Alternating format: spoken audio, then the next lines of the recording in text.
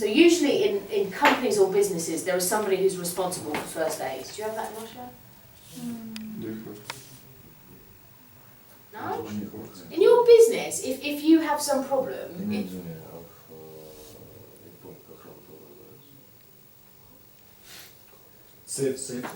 like a safety officer? Okay. Right, you can't speak Russian now while we're on video, okay? So you can rewind all that and erase all that. That's not happening. Okay, in England, in every office, there is one person. They usually are responsible for this green box which has all the medicine. Office manager. So that's the secretary or the office manager? No. In England, that person is the first aid. Is the first aid officer. You get paid a very small amount of money. So is it a person whose duty is only just taking? Unfortunately, it's usually also the secretary. But they go on some special course and take a special exam, and then they have this badge. So if you have a problem or you need some simple medicine, you must go and visit the first aid officer, who opens their green box and looks inside. So, so this is a first aid quiz. So first aid is the very simple help you give people if they have a small problem. So if they have a small cut, you can give them, do you know what we call this that you would put? A plaster. Yes, you can put a plaster on. So in a minute we will do, what's it called? A bandage. A bandage is more serious. A bandage is when you've got this long piece of material which we go round, and just this one here, yeah, so you can have a plaster, or you can have a bandage, and a bandage is more... In the United States, a bandage is plaster. Really? Yes. I took one package. Really? And it called it a bandage? Yes. Okay, I didn't know that, so you're teaching me. Sorry. Thank you, I should pay you something. Very good.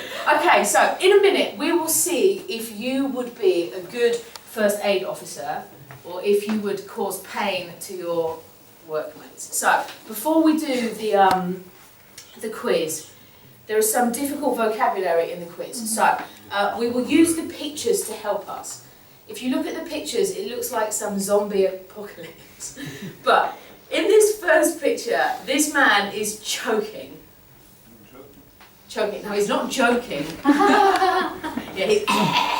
Someone exists in your throat.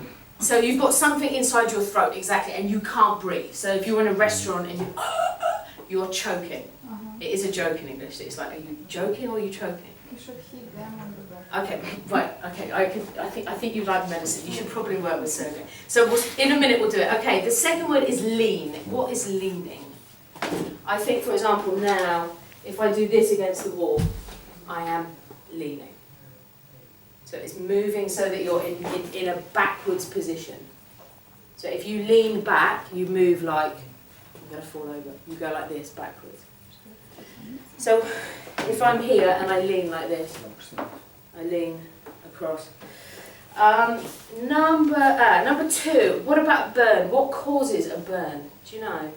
What's the burn? Fire. Fire, yeah. If you've got fire, and then you have a burn. That's the problem after a fire. Good. Okay, number three, if someone has a cut which is bleeding. If you have blood. This Blood red running. blood running, exactly. Press on the wound. So if you look at picture number three, she's bleeding here. It's not very nice.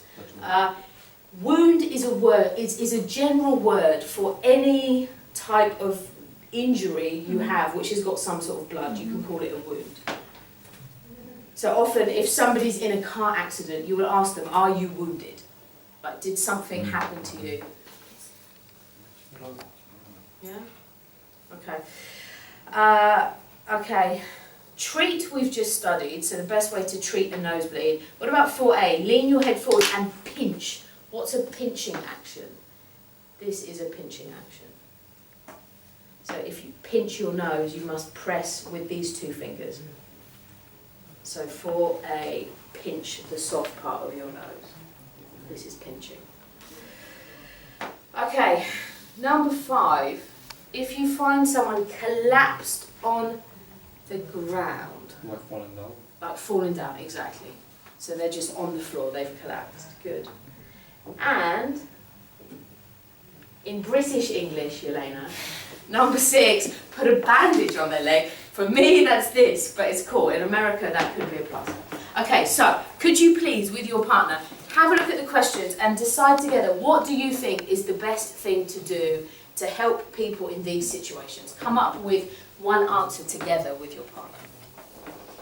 If you don't know, just guess.